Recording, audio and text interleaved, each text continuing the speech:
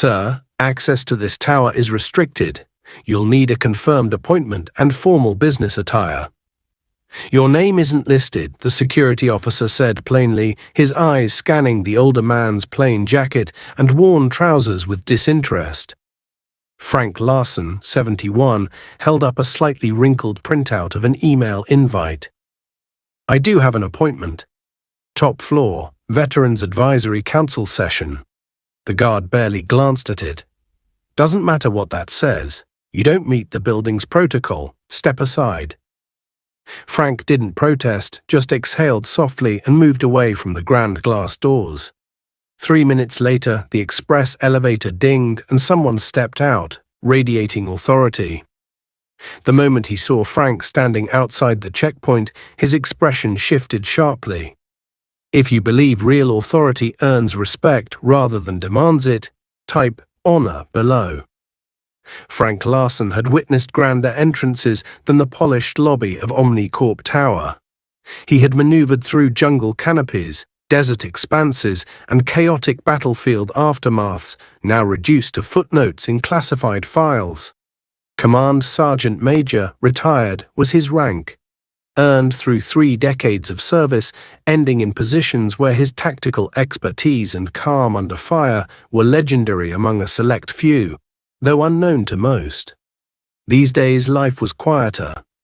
He resided in a modest suburban home, tending a small garden, volunteering at the local vet center, and taking comfort in a structured routine. His wife Clara had passed 5 years ago, leaving behind a silence he tried to fill with purpose. Today's mission was a meeting on the 50th floor of Omnicorp Tower. The CEO, a former Army captain named Richard Hayes, whom Frank had mentored briefly during a joint operation, had initiated a new Veterans Employment Initiative. Hayes had personally asked Frank to join the first advisory council, respecting his deep insight into enlisted soldiers' struggles and reintegration. Frank wasn't a fan of corporate atmospheres, but this cause felt meaningful. He dressed appropriately. Shined shoes, clean slacks, a pressed shirt, and a plain dark windbreaker. Not exactly a suit, but certainly presentable. He arrived 10 minutes early, the email invite printed in case his old flip phone failed to load it. He expected an easy check-in, a short wait, then a ride up to meet Hayes and the others. He didn't expect to meet Guard Davis. Kevin Davis was young, ambitious, and took his lobby security post at Omnicorp very seriously.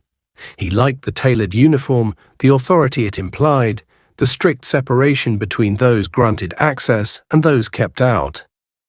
He enforced the rules: dress code, registration, corporate ID, treating them as symbols of structure and status. When Frank approached, Davis made a snap judgment. Outsider, probably lost.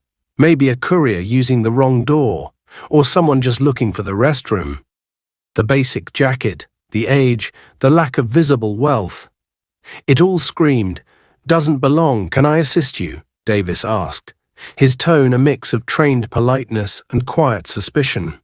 Frank explained his reason for being there, offering the printed email. Davis waved it off.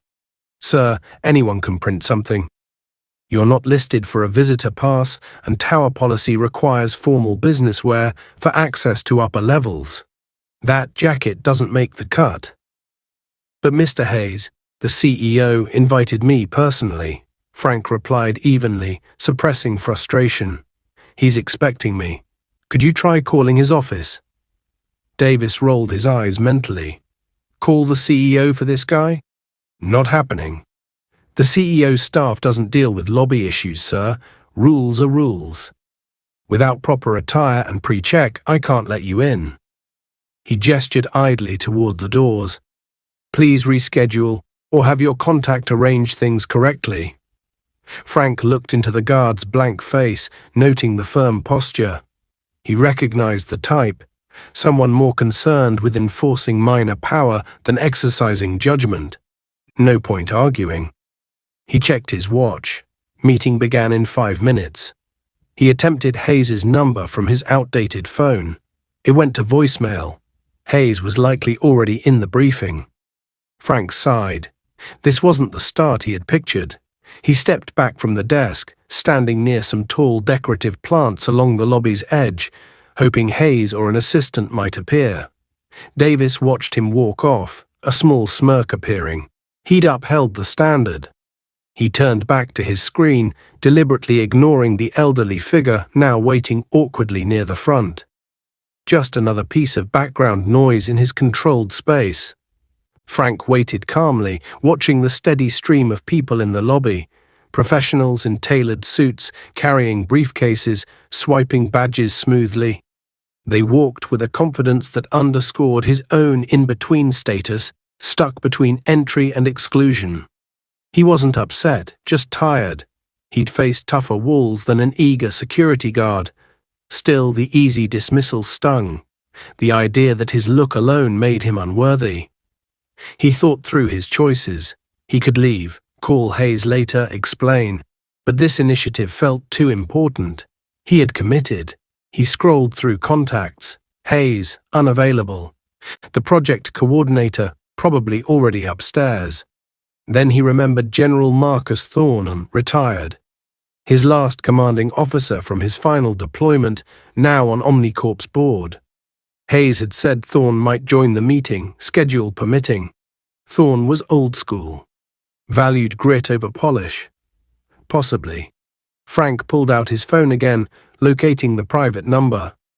He stepped farther from the security desk, shielding the phone slightly, and dialed. 3 rings. Thorne. The voice was as direct and gravelly as ever. General, it's Frank Larson. A brief pause followed, then familiarity clicked in. Sergeant Major, good to hear from you. Everything okay? Mostly, sir, Frank answered calmly. Just a minor snag trying to get into the Omnicorp building for Hayes's Veterans Council meeting. Lobby security's got some pretty rigid rules about jackets, it appears. He kept his voice relaxed, avoiding any hint of irritation. Thorne let out a dry chuckle. Tight regulations, huh? Don't tell me they're holding up the guy who basically authored the field manual on access control. Something close to that, sir. I'm sure it'll work itself out. Don't worry about that, Frank. Where exactly are you right now? Main lobby, near the front entrance. Hold tight. I just wrapped a meeting upstairs. I'll be down in 3 minutes. The call ended. Frank returned the phone to his pocket.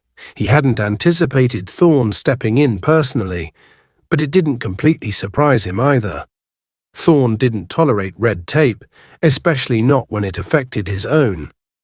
Frank waited quietly, unaware that Guard Davis had noticed the brief call, assuming the older man was making a futile attempt to get help that wouldn't arrive, strengthening Davis's sense of control.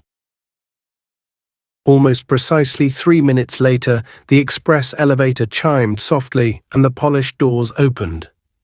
General Marcus Thorne stepped out, radiating leadership that age hadn't dulled. He wore a custom dark grey suit that spoke volumes without needing flash. His back was straight as a blade, his eyes scanning the lobby sharply. He immediately noticed Frank standing near the plants. Beside him walked Richard Hayes, Omnicorp's CEO, looking a bit unsettled, as if the general had abruptly ended their previous discussion. Frank? Hayes called out with warmth, striding ahead of Thorne. Was wondering where you went. Security said you hadn't checked in yet. He extended a hand, clearly relieved. General Thorne followed, his gaze locking on Frank, then shifting coldly toward the security desk. Frank still outside the access zone, Guard Davis standing stiffly behind it. Problem, Sergeant Major? Thorne asked mildly, bypassing Hayes's handshake for a moment to grasp Frank's shoulder in a firm, familiar manner. Just a mix-up about clothing policy, General, Frank answered evenly, motioning toward Davis. Hayes looked puzzled. Dress policy? Frank, you're dressed fine. I told them to expect you. He turned sharply toward the desk. Davis, what's going on? This is Frank Larson, my guest of the advisory board. Guard Davis now looked noticeably less confident. The arrival of the CEO and a commanding figure he didn't recognize, both clearly friendly with the elderly man he had dismissed, sent a wave of unease through him. "Sir," Davis faltered, speaking to Hayes but feeling Thorne's stare burn into him. "The building requires formal attire for access beyond the lobby. Mr. Larson's jacket didn't meet the code, and he wasn't pre-listed in the system." General Thorne advanced, placing himself directly in front of the desk. He looked down at Davis, not angrily, but with a calm force that was far more unsettling. "Policy," Thorne repeated softly, each syllable clipped. "Let me tell you something about policies, son. This man, Command Sergeant Major Frank Larson, retired, helped create the kind of protocols that keep people like me and Mr. Hayes during his service alive in places where the wrong procedure meant a coffin. He personally secured operations under threats you can't fathom, with just his insight and the soldiers under his lead." Davis swallowed hard, his Adam's apple bobbing visibly. He opened his mouth, possibly to restate the guidelines, but Thorne cut in, his tone sharp and commanding. "This man has briefed cabinet members, advised presidents, and led troops through real hell. That jacket," he gestured to Frank's modest windbreaker, "has likely earned more respect than anything you'll find in your policy binder. He's forgotten more about assessing risks before lunch than you'll learn in a decade." The general leaned in slightly. "Your responsibility isn't to blindly check boxes or enforce a wardrobe rule. It's to keep things secure. That takes judgment, observation, instinct. You failed on every front. You saw an old man in a plain coat and dismissed him, ignored his credentials, his appointment, and his worth. You chose superficial standards over critical thinking and fundamental decency." Hayes stepped in beside Thorne, visibly stern. "Davis, Mr. Larson isn't just a visitor. He's an essential advisor to our company's most important new initiative. The way you handled him today was completely unacceptable and reflects badly on Omnicorp." Davis looked devastated, his prior authority slipping away. "Sir, I was only following guidelines." "Guidelines without discretion," Thorne snapped, "are a recipe for failure." He extended a hand, palm up. "Your credentials. Now." Davis stared at the outstretched hand, then at the ID clipped to his shirt. His face turned crimson. Slowly he fumbled to unclip the badge. The sound of the clip releasing echoed in the suddenly quiet lobby. He dropped the plastic badge into Thorne's hand.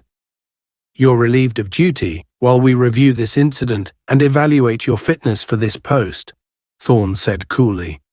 He didn't raise his voice, but his authority was unmistakable. He pocketed the badge and turned back to Frank, his tone softening. "Sergeant Major, please accept our apology for this appalling reception. Shall we head upstairs? The council is expecting you, and honestly, they need your guidance now more than ever." Hayes chimed in with his own apology, escorting Frank through the now unlocked security gate, leaving Davis alone, stripped of position behind the desk, as other staff approached hesitantly. The elevator ride upward was quiet but charged with energy. Thorne and Hayes reiterated their apologies, which Frank accepted with a respectful nod, indicating his focus was on the meeting ahead. On the 50th floor, a group of council members, both veterans and executives, welcomed Frank warmly, already familiar with his reputation thanks to Hayes. The session was impactful, with Frank offering key perspectives. His calm, lived-in voice pierced through the business speak, reaching the core issues veterans faced. He spoke with earned gravitas, and everyone paid attention. After the session, Hayes accompanied Frank back to the elevator. "Frank, I'm truly sorry about what happened down there. That guard's behavior was indefensible. We're launching required veteran awareness and decision-making training for all lobby personnel immediately." He added with a small grin, We're also updating the dress code to business appropriate, with special provisions for invited advisors like yourself." Frank simply nodded. "Solid policy begins with solid judgment, Richard. Good to see you've kept that in mind." General Thorne rejoined him in the lobby. Davis was gone, replaced by a more senior-looking officer who gave Frank a respectful nod right away. As Thorne walked him out toward a waiting car, arranged so Frank wouldn't have to ride public transport, he gave Frank's shoulder another pat. Some habits don't fade, a sergeant major still holding the line, even after service. Frank allowed a faint smile. "Just trying to make it to the meeting, sir." Word of the incident spread fast through Omnicorp. Davis was eventually reassigned to a behind-the-scenes role after going through extensive retraining. The Larson Rule became a quiet reference among employees, reminding everyone to treat all visitors with basic respect, no matter how they looked. CEO Hayes turned the event into a key example in leadership briefings, showing that real safety and strength come from valuing people and using sound judgment, not just following rigid systems. Frank returned to his peaceful life, gardening, volunteering, occasionally returning to offer insights on the council. Every visit now came with genuine respect. He never sought attention or bragged about his past, but this story became a lasting lesson, both within those tower walls and far beyond.